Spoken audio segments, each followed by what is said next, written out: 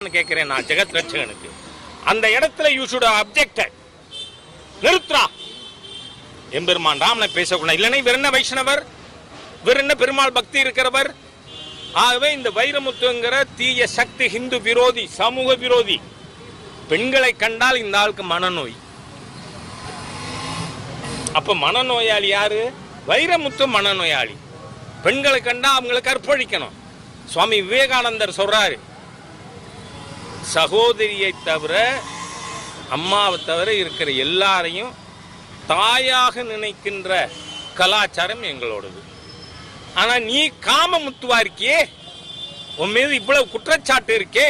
அந்த தீய சக்தி காம வெறி கொண்ட வைரமுத்துவை ஏன் இன்னும் கைது பண்ணல இந்த ஹிந்து விரோத தீய ஸ்டாலின் அரசாங்கம் it is to be removed 26 மே மாசம் இறுதியில இந்த தீய சக்தி வைரமுத்து கைது செய்யப்படுவான்